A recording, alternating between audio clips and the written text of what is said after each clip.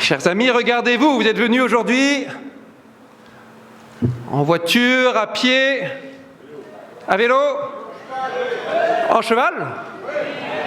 Ah, par tous les moyens possibles, en vous disant, on y va malgré toutes les complications. Et quand je dis on y va, c'est nous tous, toute une équipe, tout un groupe, tout un collectif. Quand je dis on y va, c'est aussi le collectif qu'on vient de voir défiler. Les 17 chefs de file, désignés il y a 2 semaines pour incarner ma campagne, notre campagne, dans chaque arrondissement de Paris. Retenez leur nom, retenez leur visage. Ils ont entre 28 et 71 ans. Ils vous disent, mieux que n'importe quel discours, les valeurs fondamentales sous lesquelles se place ma candidature. Pas de clivage politique, mais la réconciliation. Pas l'entre-soi, mais la rencontre des parcours variés. Unis pour Paris, unis dans la diversité, unis par le désir de progrès. Et c'est bien pour ces valeurs que vous êtes ici aussi nombreux ce soir. Et c'est pour ces valeurs que je me bats, que ces 17 ambassadeurs m'ont rejoint et se battront à nos côtés, avec en eux cet amour de Paris que nous partageons tous. En 3 mois, il a fallu mettre sur pied des comités militants dans tous les arrondissements. Nous l'avons fait.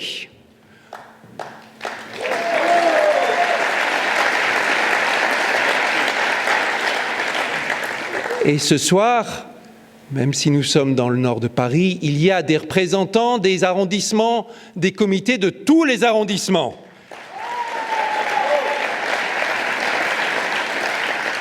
En 3 mois, nous avons organisé des débats sur l'avenir de Paris, des ateliers, 4 fabriques du nouveau Paris, 4 débats publics thématiques où des centaines de Parisiens et Parisiennes ont dit quel Paris ils voulaient, de façon ouverte.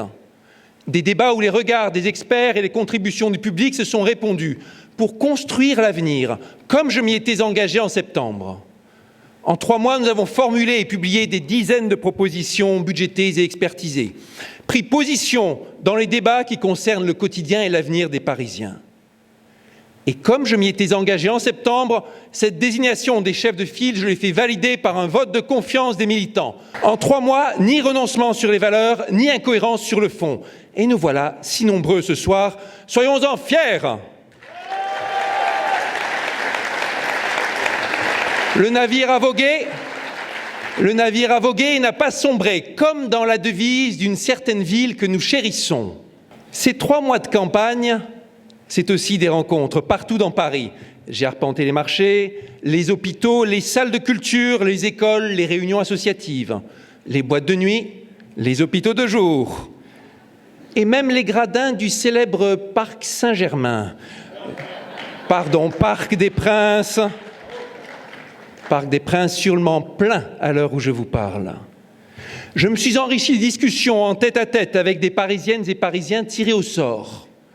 Ils m'ont parlé de leur amour pour Paris et de leur inquiétude pour l'avenir, de ses grands monuments et de ses petits commerces, de ses allées sales et de la crainte qui les envahit le soir dans certains quartiers.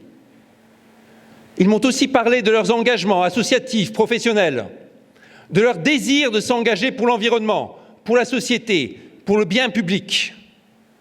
Beaucoup d'entre eux sont découragés par la politique. Ils veulent de l'action. Ils ne comprennent pas que l'on puisse avoir encore en 2019 une ville polluée, des camps aux portes de Paris, où des êtres humains sont entassés dans des conditions indignes. Ils ne comprennent pas que Paris, qui a tant d'atouts, perde des places dans les classements internationaux, que cette ville magnifique, pleine de ressources, n'exprime pas son plein potentiel. Alors que notre environnement est en crise, que des pans entiers de notre économie se font vampiriser par de grandes multinationales numériques, que la misère côtoie le luxe, les Parisiens ne comprennent pas que les partis politiques préfèrent se complaire dans l'entre-soi et s'attaquer les uns aux autres, plutôt que de changer les choses et d'agir.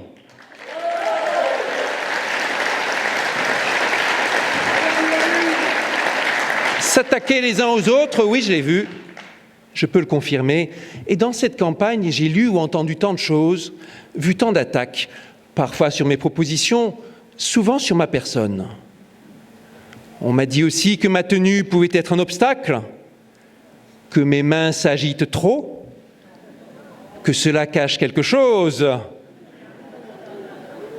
On a cherché tout simplement à agiter la peur de l'autre et de la différence. Je l'ai dit, nous le savons, la différence est une richesse, et je le redis une bonne fois pour toutes, nous sommes tous différents. Et alors ?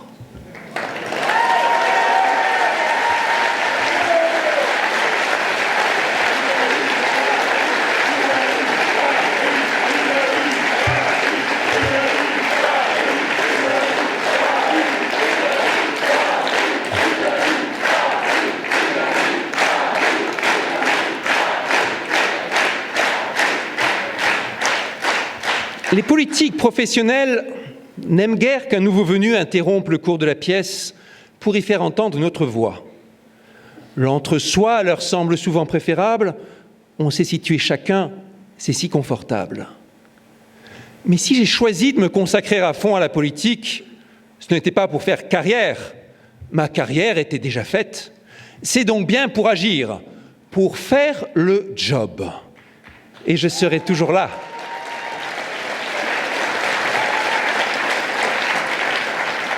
Et je serai toujours là pour servir Paris et non pour me servir de Paris.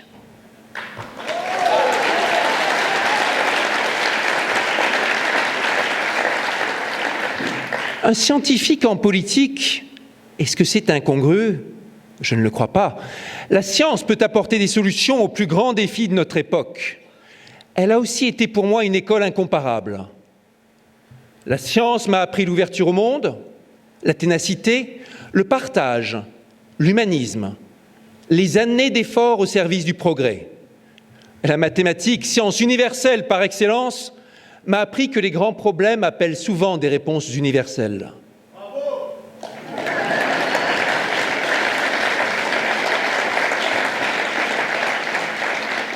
L'universalisme, si cher à la France, je vois qu'il a aussi des adeptes parmi vous. Eh oui!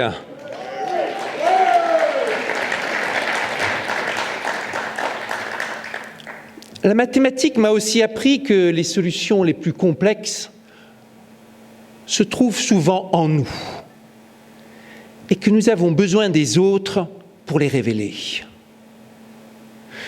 Que ce soit pour élaborer le rapport qui a déterminé la stratégie en intelligence artificielle de la France ou pour convaincre le président de la République de reconnaître la responsabilité de la France dans l'assassinat de Maurice Audin et d'autres événements tragiques de la guerre d'Algérie,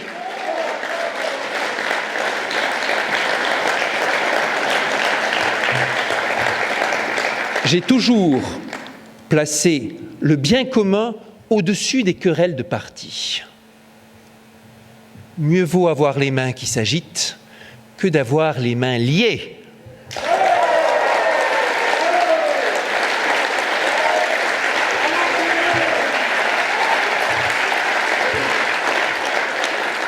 Dans ma méthode politique, pas de jeu politicien, je n'en ai ni le temps ni le goût.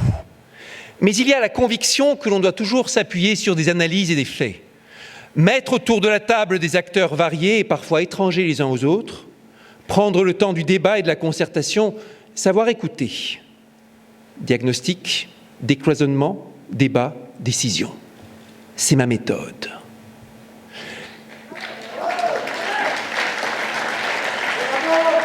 Retenez, diagnostic, décloisonnement, débat, décision.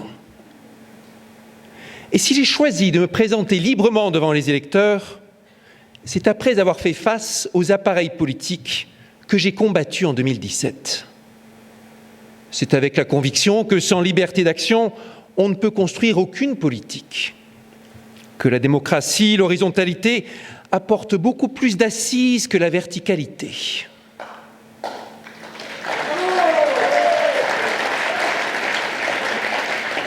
Que les candidatures d'appareils convenus, attendus, mèneront à un échec attendu.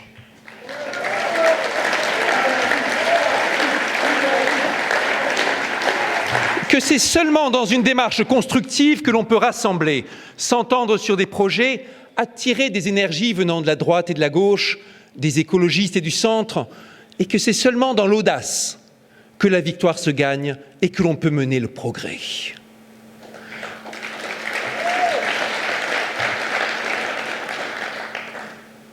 Il y a eu des périodes dans notre histoire où l'esprit scientifique et le gouvernement des hommes ont fait très bon ménage. C'était les plus fortes périodes de progrès et de mouvement. C'était la Révolution française quand les Bailly, Monge, Fourier, Lavoisier, Laplace et tous les savants de Napoléon construisaient les fondations de la science moderne. C'était le Front populaire quand les Perrin, Curie, Borel et autres menaient les grands projets de partage de la science au service du progrès social. Des applaudissements, mes chers amis, pour ces visionnaires dont nous sommes les héritiers.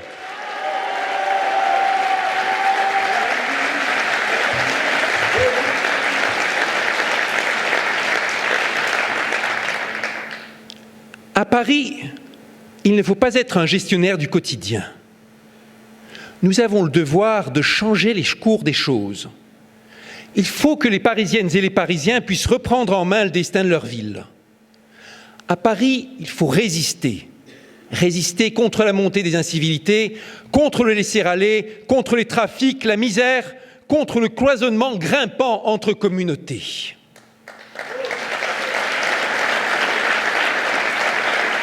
À Paris, il faut réguler les prix de l'immobilier, la pollution.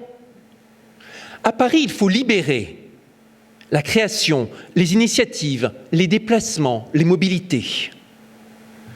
À Paris, il faut lutter pour l'équité des chances, pour le service public de la plus grande qualité auquel tous les Parisiens, toutes les Parisiennes doivent avoir accès.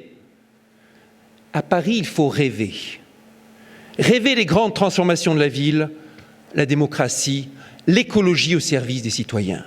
Et c'est cela le projet éco-progressiste que je porte. Une relation respectueuse et apaisée à notre environnement, s'appuyant sur les faits, les sciences et les technologies, avec rigueur et vision, avec le sens de l'urgence et en même temps celui du long terme, celui du progrès.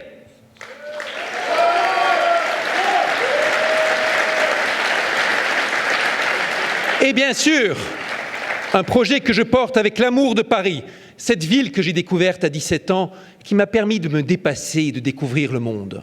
Avec mon histoire familiale personnelle, pétrie de Grèce, d'Italie, d'Espagne, d'Allemagne et de toutes les régions de France ou presque, se retrouvant dans ce creuset parisien unique en son genre.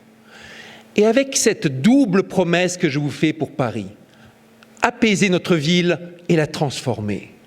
Apaiser et transformer, deux piliers qui soutiendront mon action. Apaiser pour commencer, en urgence, car Paris, la ville lumière, est devenue cette ville dure, agressive, une ville dont la saleté fait honte quand on accueille les visiteurs étrangers, une ville qui inquiète quand on voit qu'elle perd la maîtrise de ses coûts, que ses effectifs de fonctionnaires ne cessent de croître, que sa dette enfle alors que le service rendu reste insatisfaisant. Une ville qui peut faire peur devant la montée incessante des cambriolages, des agressions, des trafics. Une ville qui nous agresse encore trop souvent par sa pollution. Pollution atmosphérique, pollution sonore. Une ville les plus embouteillées d'Europe, une des villes les plus embouteillées d'Europe. Une ville qui devrait nous empêcher de dormir quand on sait les conditions indignes dans les camps installés à sa périphérie. Les mineurs à la rue, les exilés, les déshérités.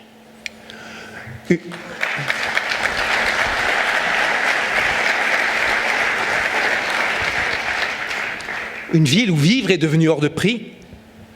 La ville lumière est en danger si sa jeunesse, ses artistes, ses professeurs, ses infirmiers ne peuvent plus y loger.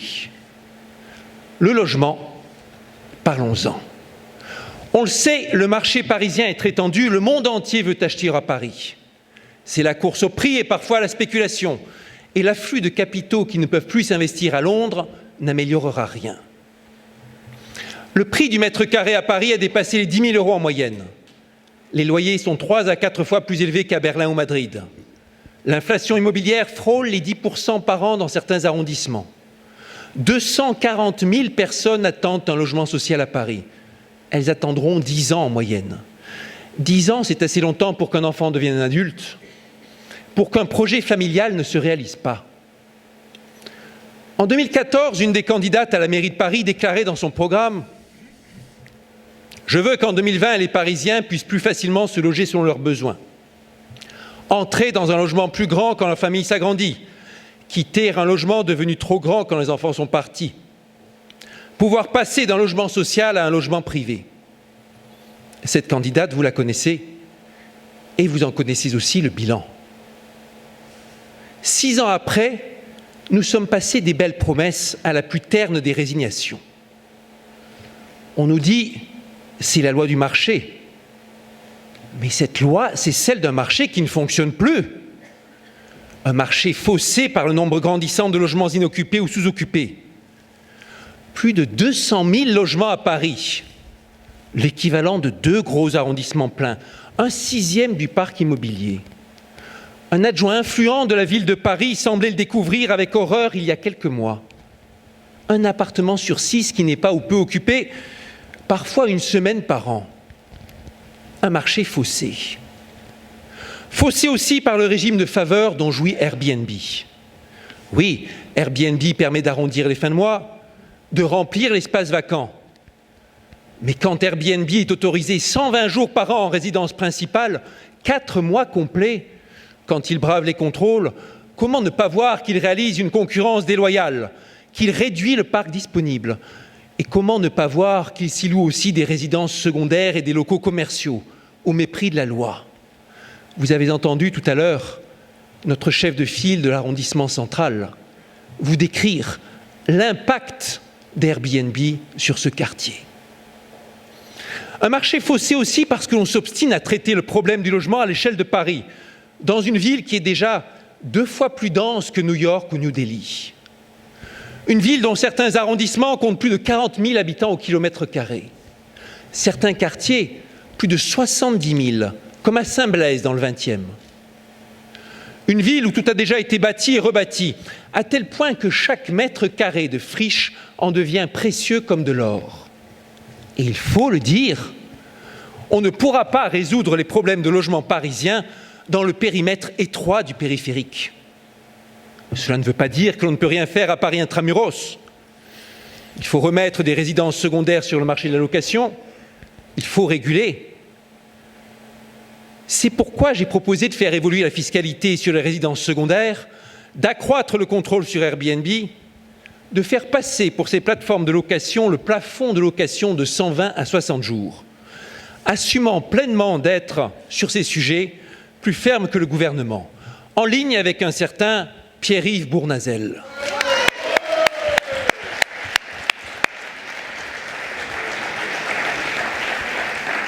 On se retrouve souvent avec Pierre-Yves Bournazel. Avec, pour lui comme pour moi, un farouche attachement à la liberté. Il faut aussi autoriser des constructions nouvelles, certes, dans Paris, dès lors qu'elles respectent les qualités essentielles du bâti parisien et qu'elles sont conformes à l'image du Paris que nous aimons, le Paris que le monde entier aime. Elles sont indispensables pour faire évoluer notre ville, relier notre patrimoine et son avenir. Une étude de l'atelier parisien d'urbanisme montrait il y a quelques années qu'au moins 40 000 logements pouvaient être construits à Paris, par surélévation sans dépasser les plafonds de hauteur. C'est une pratique ancienne. Tous les immeubles de la place Dauphine créés au XVIIe siècle ont été surélevés, et parfois plusieurs fois. Pas besoin, pour autant, de créer des tours. Tour Triangle, tour Bercy-Charenton.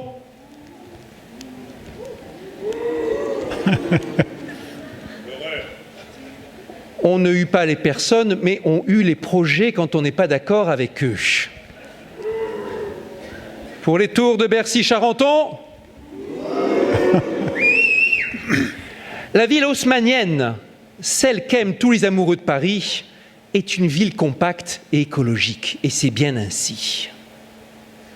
Et sur le logement, comme sur toutes les questions qui font le quotidien des Parisiens d'ailleurs, j'ai l'ambition d'être concret, pragmatique et de ne négliger aucune piste.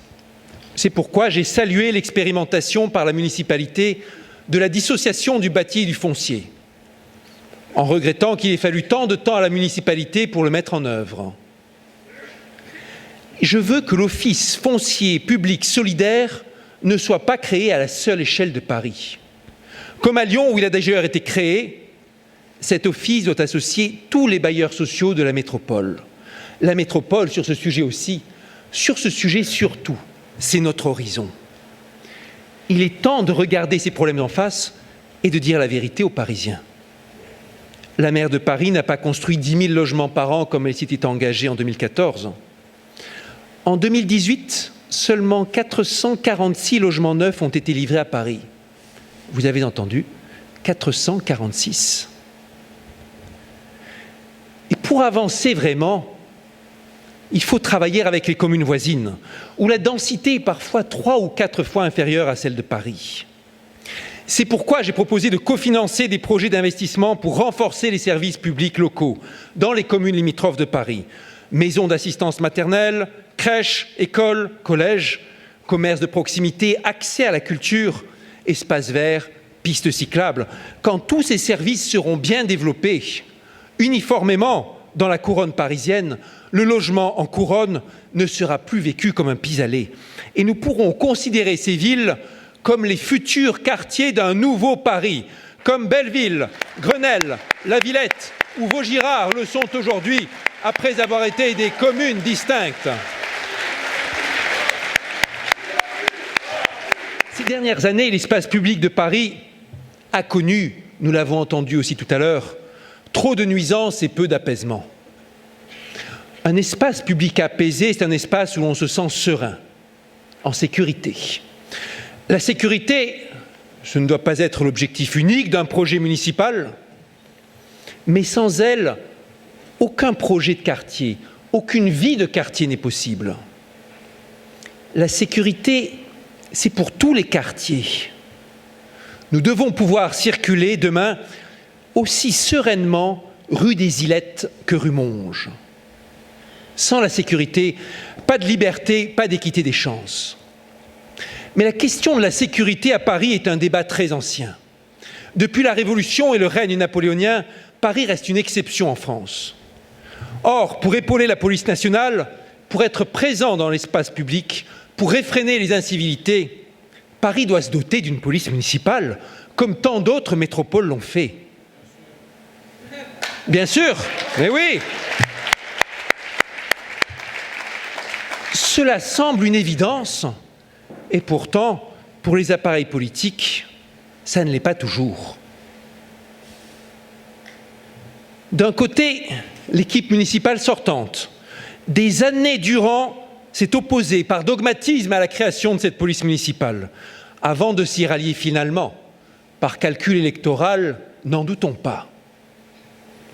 De l'autre, le candidat de l'appareil a annoncé vouloir armer tous les policiers municipaux, mais n'a pas voté l'amendement à l'Assemblée nationale permettant justement leur recrutement.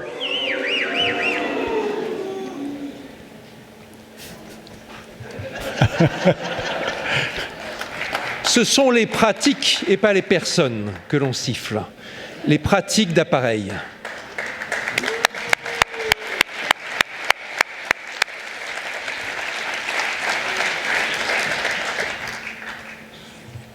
Simplement parce que cet amendement a été présenté par la gauche, les appareils politiques n'ont pas donné consigne de vote. C'est typique. En politique, il faut croire, on se demande, avant de savoir si un argument est bon et mauvais, avant de savoir si une mesure est bonne ou mauvaise, si un amendement est bon ou mauvais, on se demande qui l'a déposé. Est-ce que vous croyez que c'est normal ? Mes chers amis, la tranquillité des voisinages, la sûreté de nos enfants, ce n'est pas une question de droite ou de gauche. C'est ni plus ni moins une question d'intérêt général.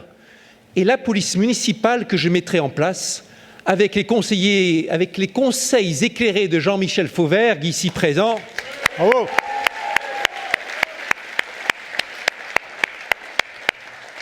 Ancien patron du RAID et mon collègue à l'Assemblée nationale, Cette police municipale ne sera pas le fruit du dogme, mais celui d'une gestion rigoureuse, d'un recrutement et d'une formation ambitieuse pour mettre en place une stratégie de sécurité globale. Vous l'avez entendu tout à l'heure dans le petit film de campagne, ces 4500 agents patrouilleront à pied dans chaque quartier de la capitale, à l'écoute et au contact des citoyens, au nom de la tranquillité publique et dans une logique de proximité. Et parallèlement, une brigade d'intervention, oui, proximité, vous avez raison de l'applaudir, une valeur dont nous avons tant besoin aujourd'hui.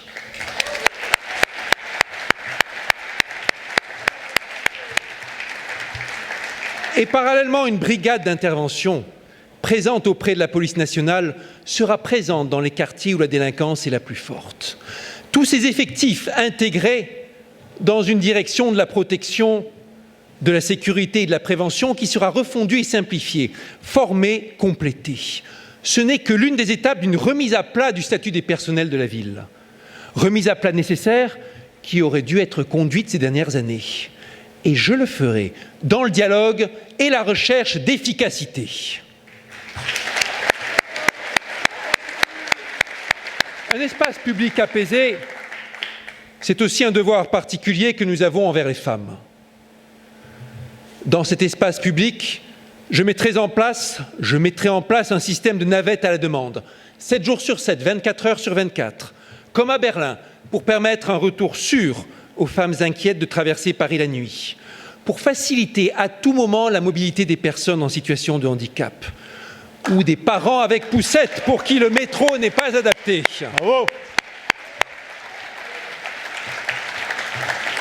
Dans cet espace public, j'ouvrirai des centres d'urgence pour femmes victimes de violences, des centres d'accueil, d'hébergement, de conseil et d'assistance, animés par des associations, 7 jours sur 7, 24 heures sur 24, comme la ville de Nantes vient de le faire.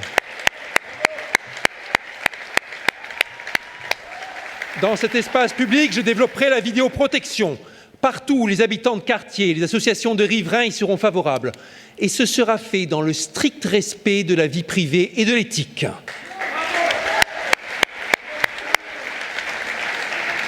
Dans cet espace public, j'assouplirai l'organisation des services pour qu'ils s'adaptent au rythme des familles et de leurs évolutions, en étendant les horaires de nos crèches pour les familles et les femmes seules.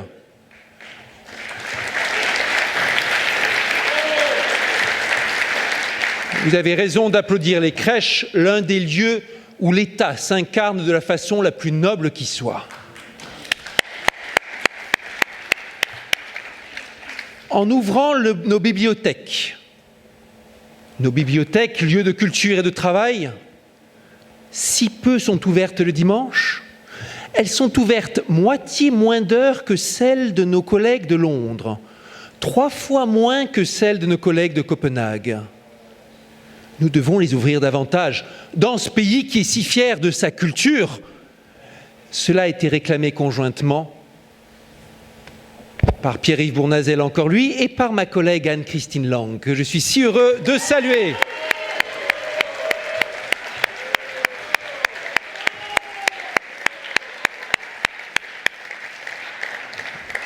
Anne-Christine, la première députée de Paris, qui a cru en cette candidature et qui a vécu tant de belles heures.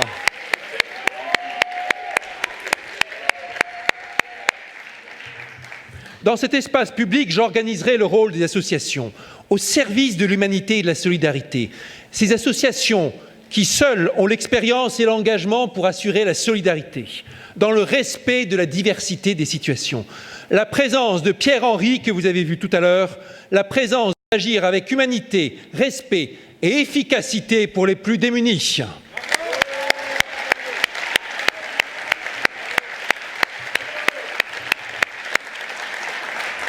Ce qui fait pour Paris de cette élection un rendez-vous unique en son genre, c'est l'alliance du temps court et du temps long. L'urgence de l'apaisement ne doit pas nous détourner de transformer Paris en profondeur dans la durée. Quelques années avec rigueur et détermination nous suffiront pour ramener la paix dans Paris. Mais c'est au moins une décennie qu'il nous faudra pour pour réaliser les grandes transformations qui changeront le destin de la capitale. En 1900, Paris inventait l'éclairage urbain pour relever le défi de la modernité. Aujourd'hui, les défis de la modernité ne sont plus dans l'électricité.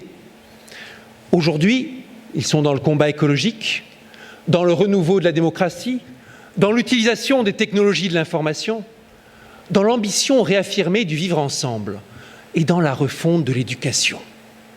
Et d'abord, la grande transformation de l'écologie. L'écologie, le plus grand défi auquel l'humanité est consacrée, confrontée,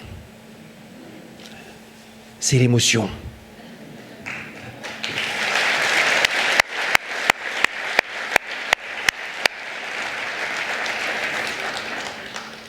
Koyaanisqatsi, du nom de ce film légendaire de Geoffrey Reggio.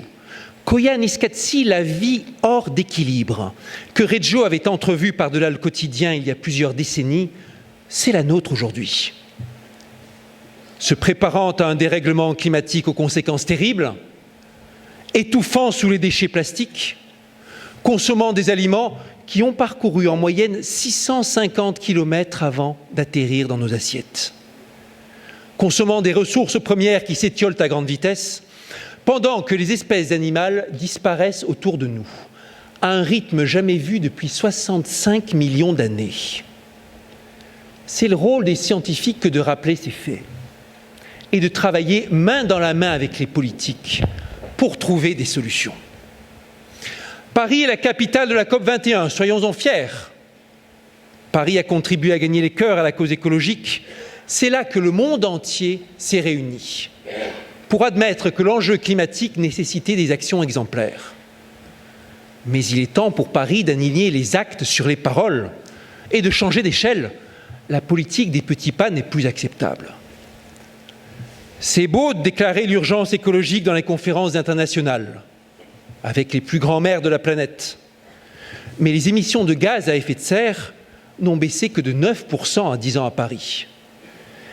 Il reste 10 autres années pour les baisser de 50%.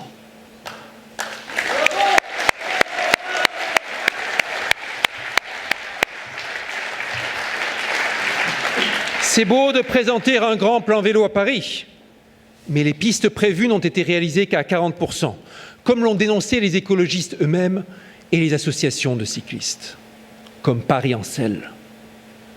Nombre de pistes demeurent dangereuses ou présentent des ruptures de continuité. Les Parisiens ne sont que 4% à aller au travail en vélo. 3 fois moins qu'à Bordeaux, 4 fois moins qu'à Strasbourg. Est-ce que c'est normal dans une ville qui se veut capitale de l'écologie ? C'est beau de promouvoir les transports en commun, mais ils sont aujourd'hui bondés au-delà du raisonnable. Wow. C'est beau de mettre en place l'autopartage avec Autolib, mais le défaut de gestion rigoureuse a mené le projet dans le gouffre, avec à la clé plusieurs centaines de millions d'euros de dettes. C'est beau de se donner un objectif de sortie des mobilités carbonées en 2030, mais où est le plan chiffré et budgété pour réaliser cet objectif ? C'est beau d'affirmer que l'écologie doit être au cœur de l'action publique, mais les appels d'offres, les plans locaux d'urbanisme, les caisses des écoles de Paris prennent-elles vraiment tout en compte les critères écologiques ? Tout à l'heure, vous en avez entendu une, exemplaire, celle du 5e arrondissement, caisse des écoles. Est-ce que c'est normal que les pratiques n'aient pas été généralisées aux autres arrondissements ?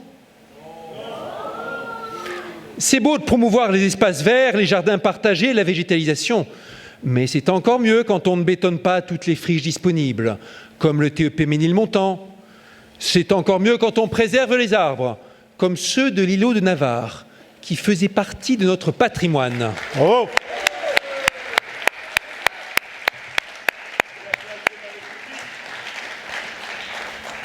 Mon programme écologique se basera sur des objectifs ambitieux et des chemins rigoureux.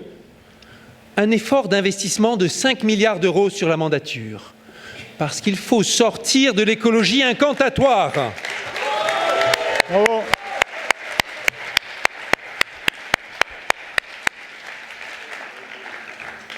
Il faut se donner les moyens de notre ambition sur des sujets tels que la rénovation thermique, les mobilités partagées propres, la végétalisation, les îlots de fraîcheur, les circuits alimentaires.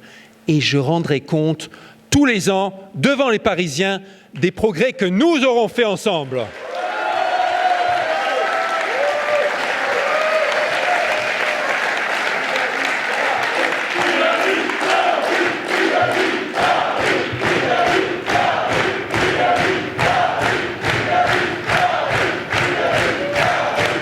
Oh, ça chauffe au Trianon.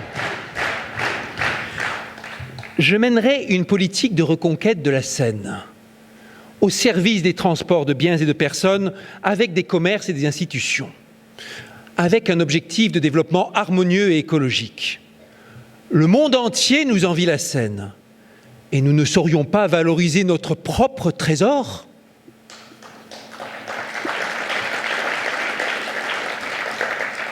Je lancerai une politique de reconquête de la petite ceinture. Ces 32 kilomètres fermés à la circulation depuis 85 ans. Je vois Hugues qui est enthousiaste.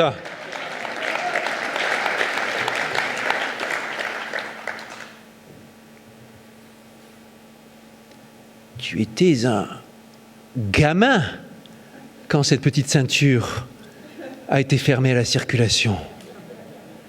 Tu la verras rouverte.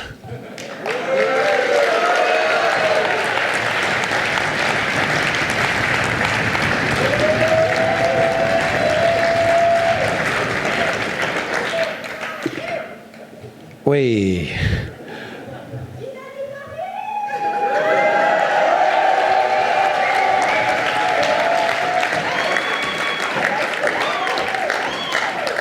La petite ceinture, ce sera un axe piéton et cycliste imaginé dans le respect de cette réserve de biodiversité qui fera tant de bien à Paris. Et je soutiendrai financièrement et techniquement la rénovation des bâtiments pour diminuer leur consommation énergétique, avec un objectif ambitieux pour être au rendez-vous de nos ambitions en 2050 pour la neutralité carbone. Il faut multiplier progressivement le rythme actuel par 10.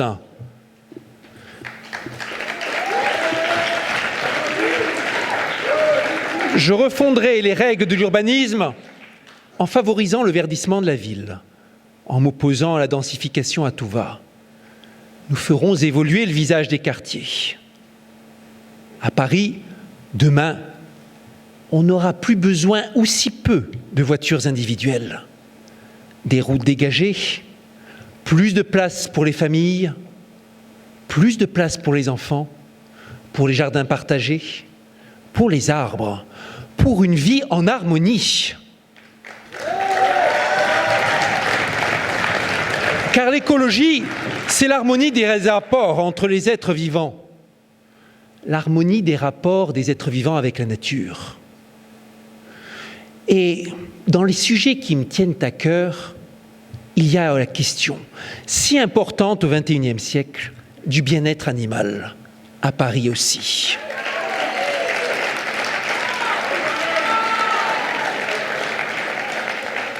Chats et chiens, oiseaux et poissons, animaux sauvages et domestiques, tous auront leur place à trouver, en harmonie les uns avec les autres, dans une nouvelle gouvernance. Avec la plus grande des ambitions, aider les animaux, c'est aider nous-mêmes.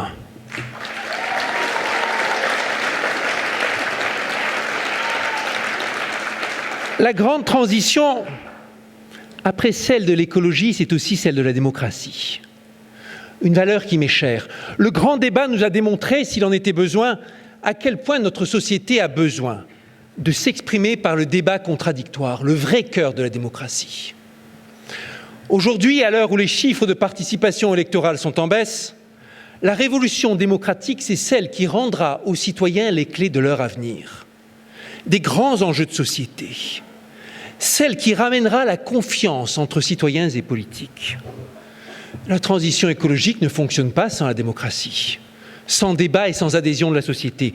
Il suffit de voir l'actualité politique de ces dernières années, en France et ailleurs, pour en avoir la démonstration. C'est bien pourquoi j'ai pris les engagements les plus forts en matière de démocratie. Une dose de tirage au sort, vous l'avez entendu, dans la bouche de Paola Forteza, tellement engagée dans ces questions de démocratie active.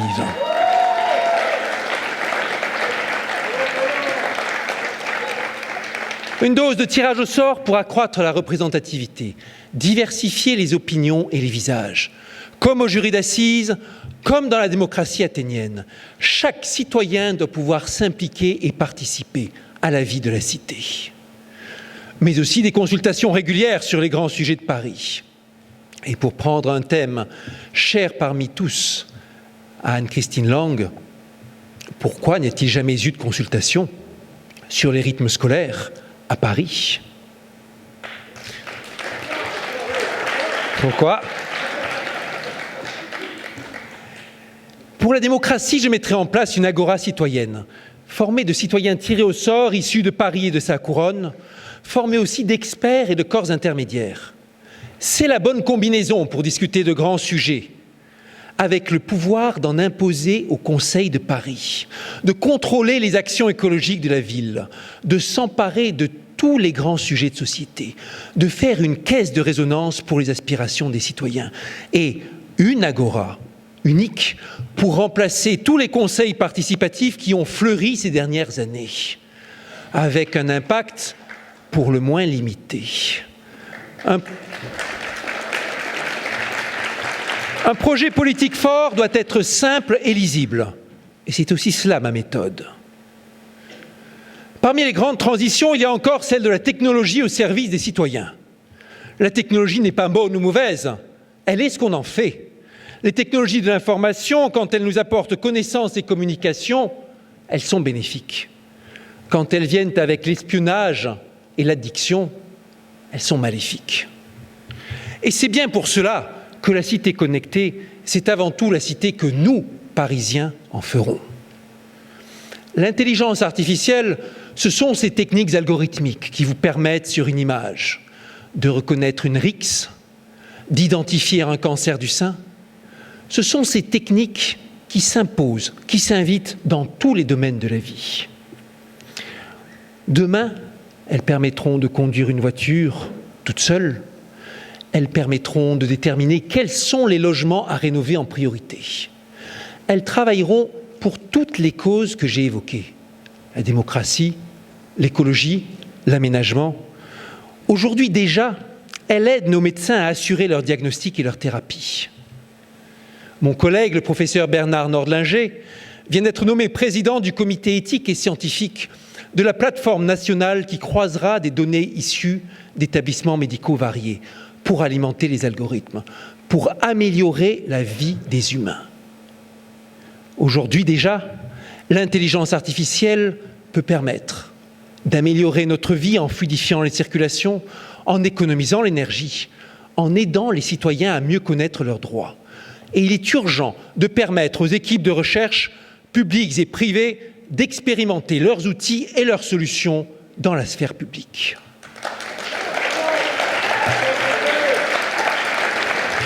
Mais parce que la cité connectée, c'est avant tout ce que les humains en font, il faut s'interroger sur les usages. C'est pourquoi j'ai parrainé un jeune étudiant, Hubert Béroche, parti à travers le monde pendant cette campagne, faire le tour du monde des cités connectées. Il en revient avec un précieux livre blanc sur les meilleures pratiques.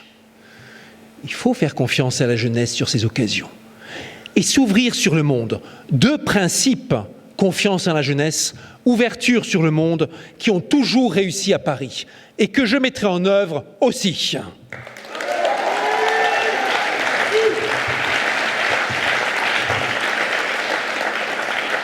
On sent la jeunesse applaudir.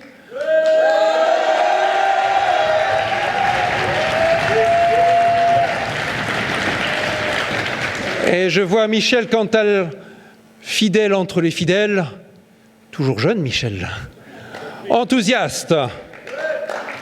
Solidarité entre générations, mes chers amis, aussi dans ce projet. Il faut faire confiance aussi à la science pour inventer de nouvelles vies urbaines.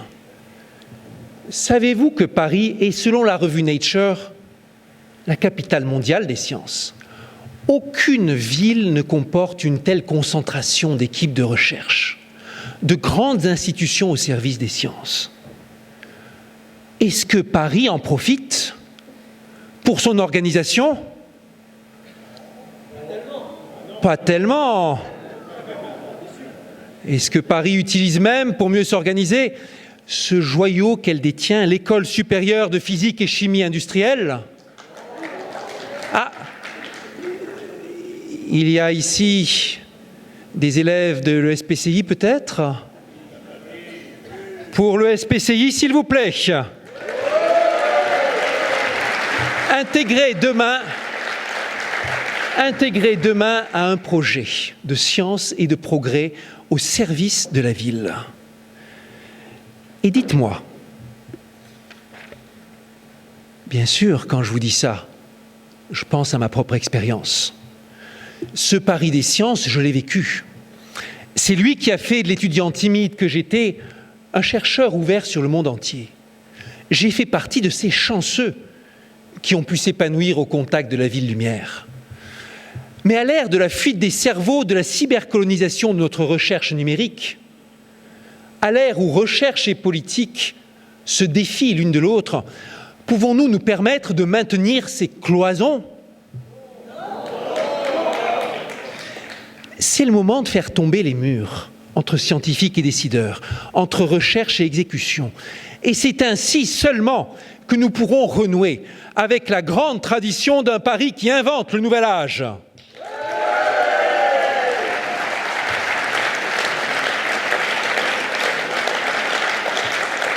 Et Paris, la ville lumière, doit se rallumer, redevenir la ville la plus attractive du monde, celle où l'avenir se dessine, une ville qui soutient ses filières d'excellence, notamment la santé, les biotechnologies, le numérique, la cybersécurité et toutes les autres.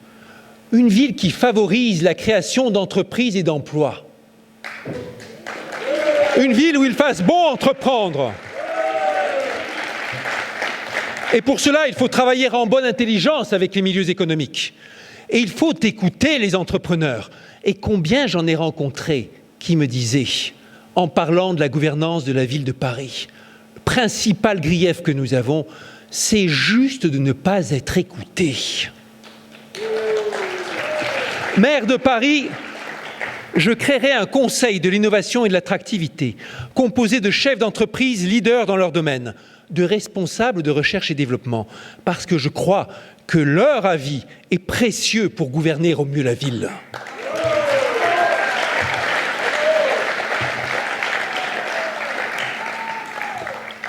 Nous avons à Paris de quoi réaliser une ville vraiment connectée, c'est-à-dire une ville qui met la technologie au service de l'épanouissement des citoyens, au service de son développement économique, au service du renforcement de leur solidarité, au renforcement du service public et à l'amélioration de la ville dans sa résilience face au changement climatique.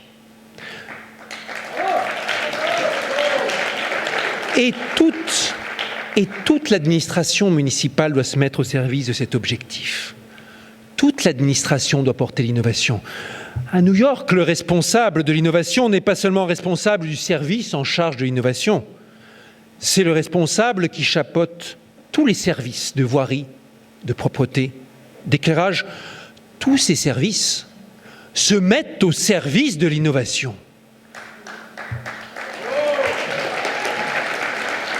L'innovation au service des humains, la ville au service de l'innovation.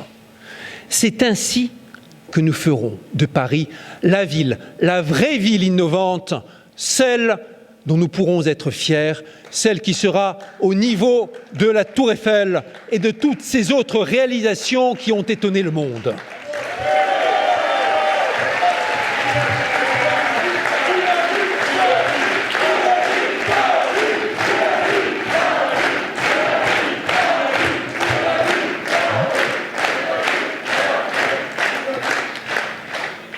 Et pour faire de Paris la ville la plus attractive du monde, nous devons enfin faire de l'éducation le vrai moteur de notre cohésion sociale.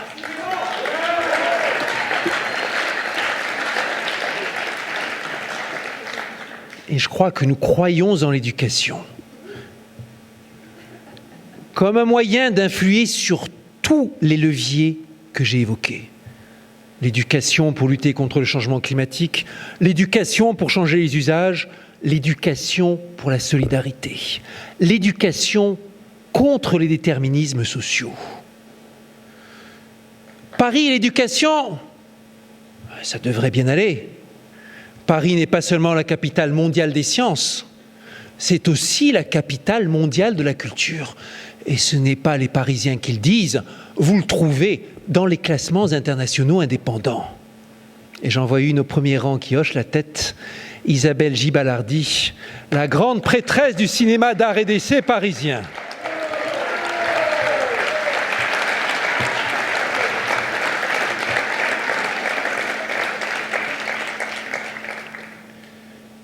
Et dites-moi, est-ce que tous les enfants de Paris profitent de ces trésors culturels, pourtant à 2 pas ? Dans la ville la plus riche du pays, je me refuse à ce qu'il réside encore tant d'inégalités scolaires, alors que l'éducation détermine pour une si large part la destinée de nos enfants. Je me refuse à voir que dans certains collèges, plus d'un enfant sur 5 ne réussit pas le brevet du collège. Dans certains, plus d'1 sur 2. Au XXIe siècle, dans la capitale des Lumières, nos écoles peinent encore. Peinent à inculquer les sciences, les langues étrangères, la culture générale, la faculté de s'approprier les clés de la technologie. Peinent à inculquer la simple faculté de concentration. Et la dernière évaluation PISA est venue nous rappeler, encore il y a quelques jours, à quel point notre système reste inégalitaire et inefficace. Est-ce que c'est par manque de motivation des personnels ? Est-ce que c'est par manque d'organisation ? Est-ce que c'est par cloisonnement ? Les méthodes efficaces pour l'apprentissage des langues, elles existent. Les méthodes efficaces pour enseigner à nos jeunes le goût des sciences, de l'expérimentation, de l'algorithmique, du travail en équipe, elles existent. Et les méthodes efficaces pour enseigner ces capacités précieuses entre toutes au XXIe siècle que sont l'esprit critique et la faculté de concentration, elles existent. Pour les mettre en œuvre, il faut de l'énergie. Il faut sortir de l'immobilisme administratif. Il faudra s'appuyer sur la volonté des femmes et des hommes qui mènent les établissements scolaires. Il faudra s'appuyer sur les activités périscolaires, les établissements d'enseignement supérieur, les institutions culturelles, musicales et sportives. Ces derniers temps, l'association La Main à la Pâte, que beaucoup d'entre vous connaissent, a organisé des expériences exemplaires à la Goutte d'Or pour donner à des jeunes le goût des sciences, avec des maisons des sciences, avec des lieux, avec des activités, en partenariat avec Sorbonne Université. Les écoles, les grands lieux où se trouve la science, les associations dévouées, tout cela, il faudra le mettre ensemble. Et la ville de Paris, tout à la fois municipalité et département, en charge des écoles et des collèges, doit être le point de rencontre, la forge où s'effectue cette révolution amenée de Paris, cité éducative.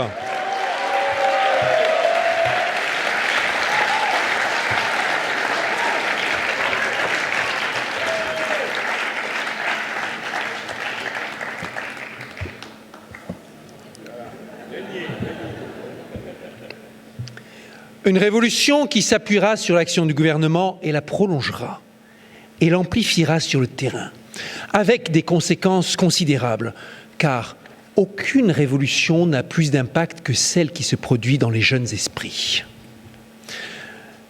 Transition écologique, renouveau démocratique, progrès technologique, révolution éducative. Voilà 4 axes qui sont au cœur du projet éco-progressiste que je porterai pour Paris.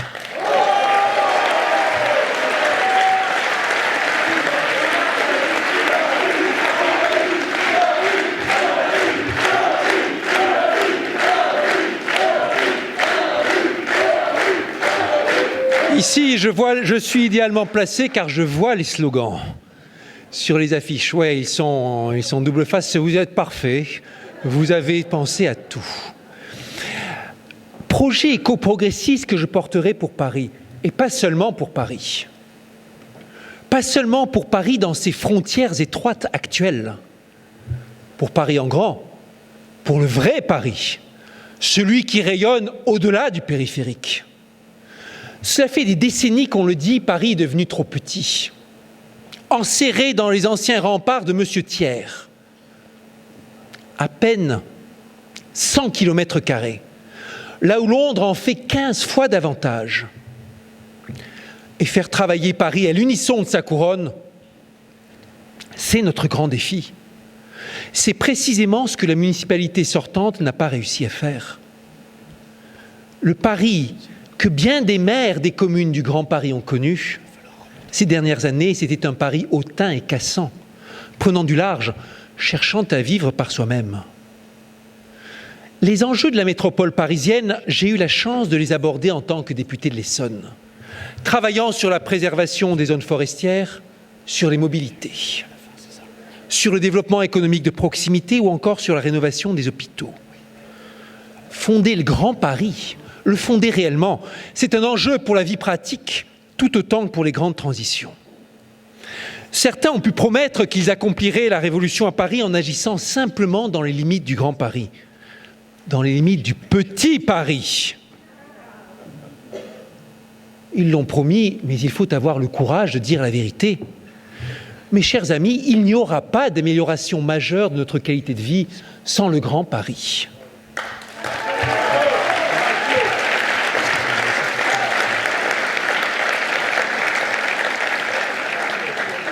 Comment croire qu'on résoudra les problèmes des embouteillages sans se coordonner avec les communes voisines, là où les trajets de banlieue à Paris constituent l'essentiel de ces embouteillages qui engorgent la capitale? Comment croire qu'on pourra se réapproprier pleinement le bois de Boulogne, le bois de Vincennes, comme l'une de nos chefs de file nous y invitait, Catherine Kratz? Comment croire qu'on pourra le faire sans une coordination étroite avec les communes limitrophes? Comment organiser les circuits courts dans la restauration sans une action concertée avec la Grande Couronne et même avec les régions voisines? Faire de l'Île-de-France, en partenariat avec Paris, une éco-région telle que Jean-Paul Huchon en a le premier exprimé l'ambition, voilà, mes chers amis, ce que nous devons porter.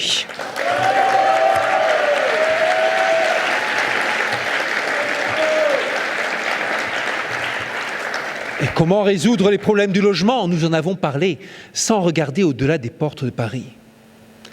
Comment surtout éviter la catastrophe annoncée que représente la rupture sociale entre Paris et sa banlieue, celle que met en scène le film Les Misérables?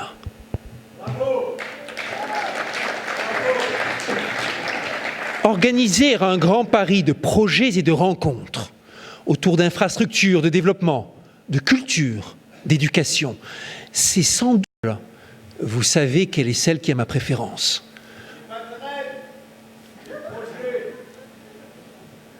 La solution structurelle la plus simple et la plus révolutionnaire, celle que personne n'ose mettre sur la table, c'est tout simplement agrandir Paris.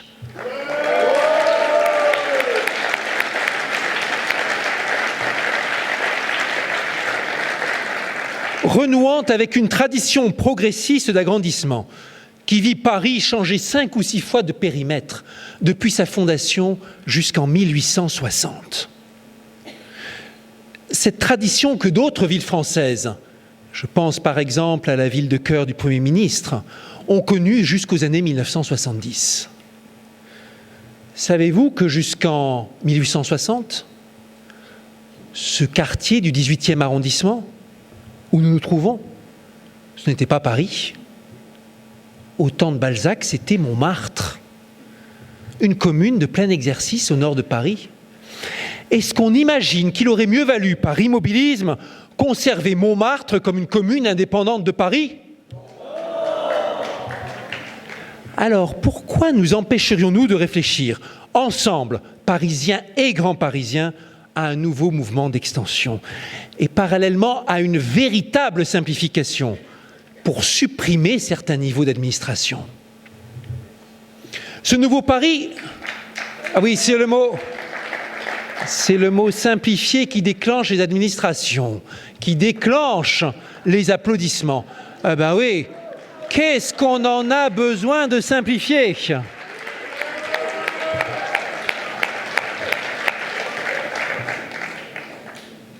On l'apprend aussi en mathématiques.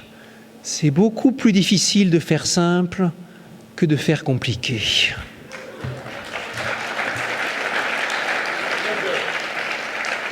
Ce nouveau Paris serait aussi une chance pour travailler ensemble avec des préoccupations urbanistes communes et des intérêts de développement coordonnés.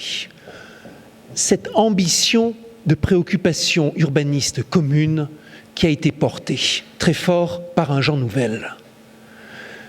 Ce nouveau Paris, ce sera un projet à la dimension de Paris, propre à lui rendre sa grandeur, son rayonnement. Un projet à la fois urbain et social, car nous le savons tous, les inégalités en Île-de-France sont avant tout territoriales. Et ce sera également l'occasion d'étendre les compétences des arrondissements pour leur donner du pouvoir, le pouvoir d'agir avec efficacité et proximité.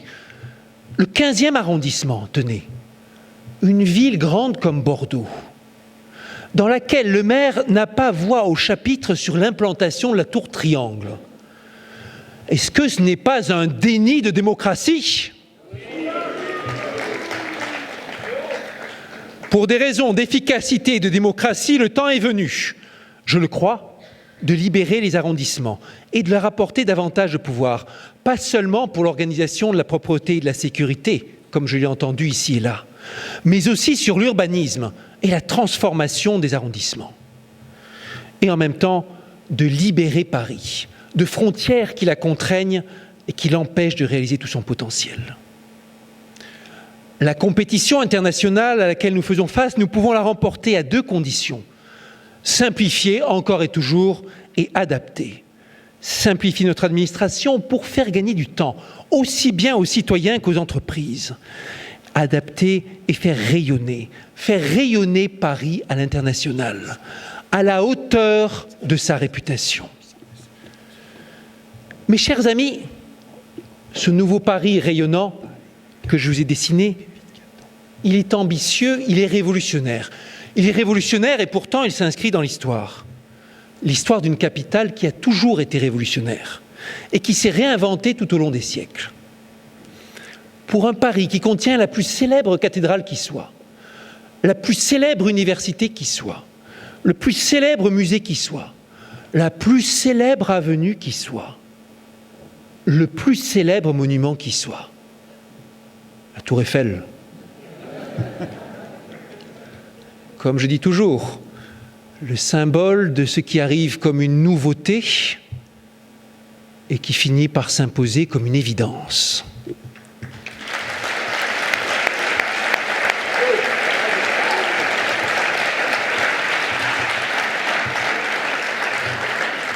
À Paris, la plus belle tradition, c'est de bousculer. Et c'est l'histoire qui nous demande d'être révolutionnaires. À nous de prouver que Paris ne sera pas prisonnier des chapelles idéologiques, des jeux d'appareils qui enferment et qui rétrécissent. À nous de trouver les alliances, les alliés, ceux qui sauront avec nous réaliser de grands projets. Il n'y a pas si longtemps, les alliances étaient figées, écrites d'avance. Aujourd'hui, tous les repères sont brisés et des alliés inhabituels se révèlent. Voilà deux fois ces dernières semaines qu'au Conseil de Paris, nous avons assisté à des votes communs du groupe écologiste, du groupe de Pierre-Yves Bournazel et de mes amis, comme Anne-Christine Lang au premier rang qui était là au Conseil de Paris pour porter notre voix.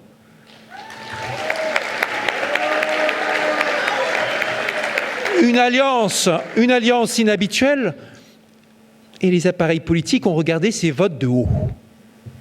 Les appareils ont l'habitude de gouverner par la peur. Si tu votes cet amendement, si tu appuies sur le bouton, ta carrière est finie.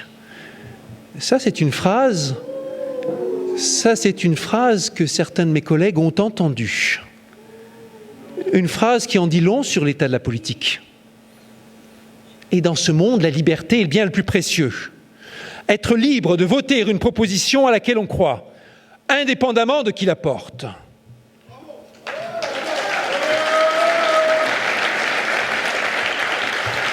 L'ouverture aux autres a toujours caractérisé mon engagement professionnel et politique. Je l'ai retrouvé chez certaines femmes et certains hommes politiques.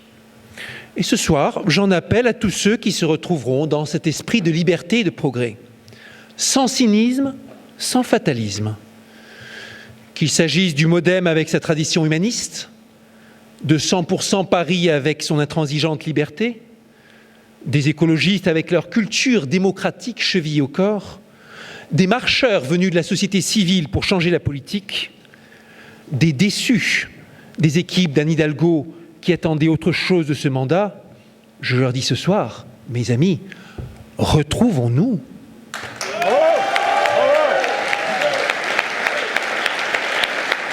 Et c'est cette démarche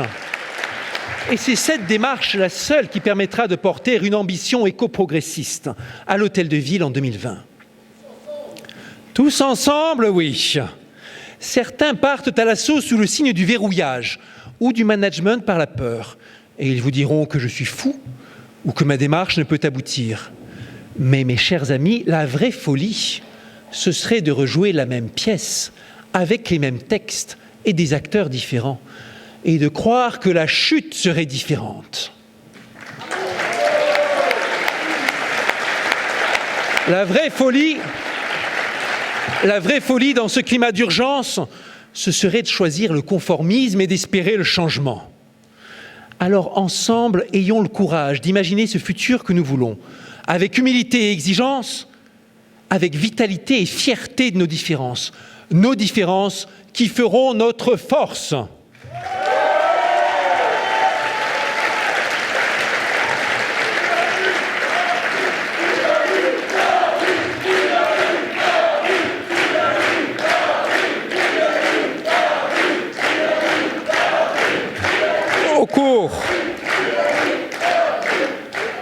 Au cours des 3 prochains mois, quand il y aura des hauts et quand il y aura des bas, souvenez-vous de cette énergie que vous venez d'exprimer. Cette énergie qui annonce le futur. Et dans 10 ans, quand nous aurons réalisé ce nouveau pari, lorsque nous aurons apaisé et transformé cette magnifique ville, nous pourrons nous souvenir de ce moment et dire « c'est ici que tout a commencé ensemble ». Et c'est ici que Paris s'est réinventé.